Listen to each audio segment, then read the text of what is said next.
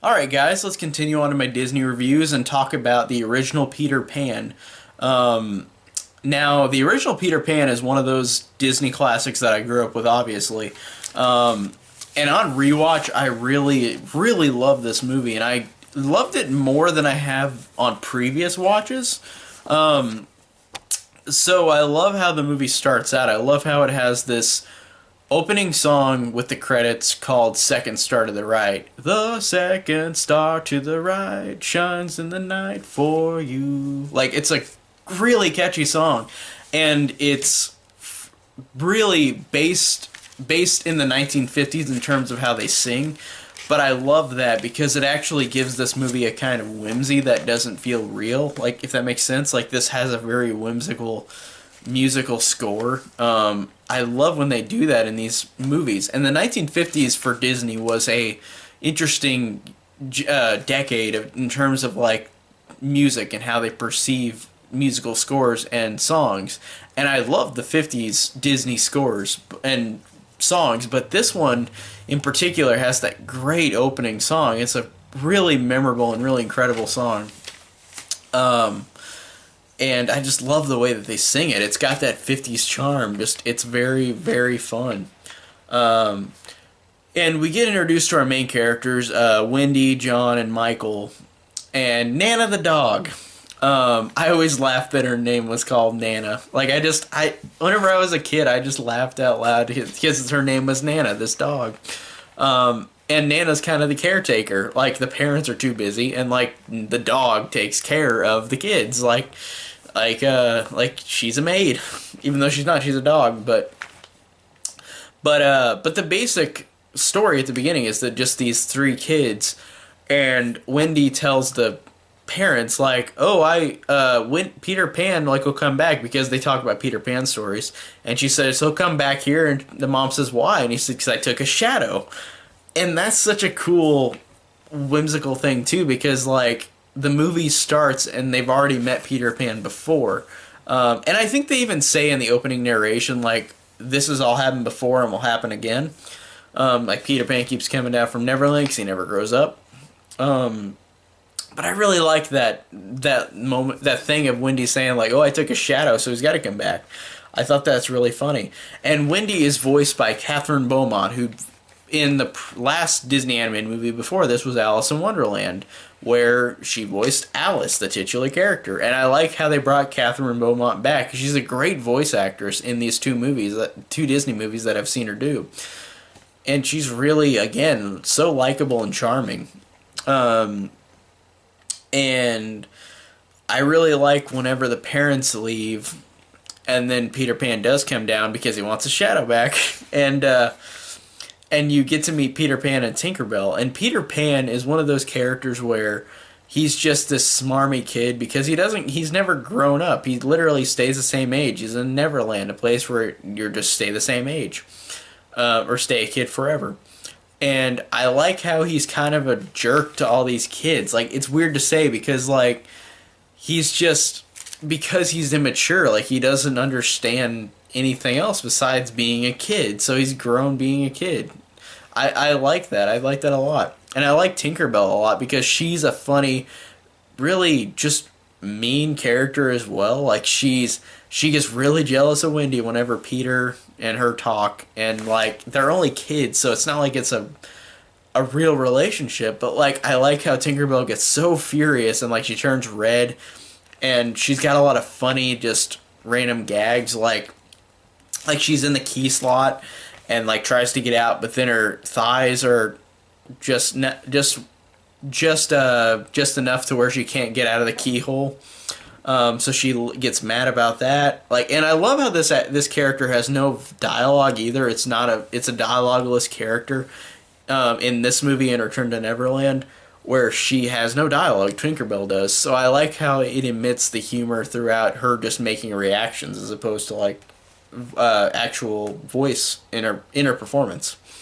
Um, and I like how Peter convinces them to go to Neverland, and they go there, and there's this great song that plays whenever they get the pixie dust and start flying out, called "You Can Fly, You Can Fly, You Can Fly," and it's such an incredibly catchy song, like "Second Star to the Right," where I really liked because of the style that they sing it in. The '50s style of singing is really great, so I really love that. And I love them flying around in London. That's really cool, really visually cool, with animation, and them landing on Big Ben and getting on the clock hands. That's really cool. That's a really iconic image. And then when they get to Neverland, it's very imaginative and very fun. I love all these locations. I really like how there's all these fun characters, like the villain Captain Hook, who's really fun and smarmy, and then Smee, who is his second in command, who is a doofus but is really funny, and the pirate crew is all fun, and the crocodile is great that gets Captain Hook at the end. Like, he swallows a clock, so he starts ticking whenever like he appears, and Captain Hook just stops and shudders and gets scared right when he hears the noise, and I love that. And then I love them going to the Mermaid Lagoon or the Skull Rock or the Indian camp. Even though the Indian camp is dated in a way of racism, but it still is cool. It's still a cool place. And then I like the Lost Boys too. They're all funny. They're all fun and interesting. And I love the design even as a kid. And this stuck out to me so much as a kid, but I love that design of the hideout the Lost Boys have. Like, they go through the tree stump, like, or through holes in a tree, and then it's down underground, and they've got this secret like location where like they hide, and it really works in a way that a kid would imagining, like, oh, I'm like, go into a tree and you could find a hiding spot in there. That's what a kid would think, and it just works very well. And again, I want to bring up the Indian camp and that segment because of the racism people point out, and I understand. But I do like this song. It's a catchy song, even though it's a no-no. It's not something that you can really do now, not at all. But the song, "What Makes the Red Man Red," it sounds bad that I'm even saying that, but that song is catchy and fun, and it's a fun time. But it just falls into that racism category, or that category where it's just uncomfortable. Even though I do love the song is great. And then I love where they go to the Mermaid Lagoon, and like all the girls are mad at Wendy because like Peter Pan is with her, and like they're mad because they thought that he was the only one for them. And it's funny because everywhere Peter Pan goes, all these girls get mad about like Wendy appearing. And Peter doesn't do much about it because he's a jerk character. Like, he's a little kid, he's immature. So, like, it's funny, but it also makes sense because Peter's this little kid, so he's very immature. But I like how the ending of the movie ends where we've got that great battle between Peter and Hook, where everybody's tied up. Hook's the one that has got them all. Peter comes to the rescue. It's just a great final fight. It's not really anything that I can point out that stands out, but it's a very fun ending fight scene with Peter versus Hook, and I really love that. And I love how after that they go home. Like, they don't stay there. Wendy says, "We've got to go home.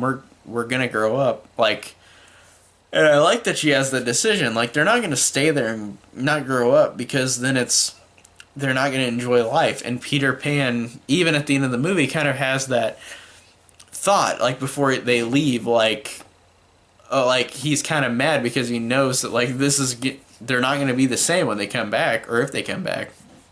So I did like that a lot, and I liked how they go home and then they find the parents come back, and then I love the fact that the dad like has this line where he says, because he sees the ship after Peter now is the captain since he fought Hook and won.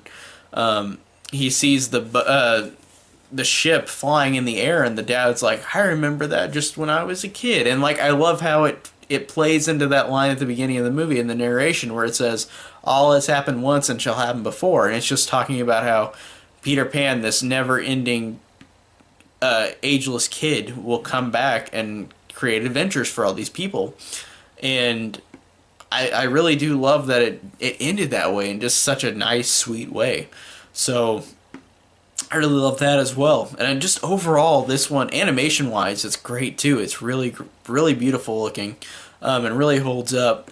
And overall, this one, while not being my absolute favorite Disney movie, I've gained more of a love for it. Um, Even as a kid, I liked it, but I never watched it like as much as like a lot of the others. But I did like it a lot. So overall, like again, it's not my favorite Disney movie, but it's still a very, very worthy one. It's a very great, fun one, and I really enjoyed it a lot. Just on rewatch. And I haven't seen it in a couple of years, so I'm glad that I finally got to see it again. So that's my thoughts on the original Disney's original Peter Pan. Tell me down below what you think of this movie, and thank you so much for watching.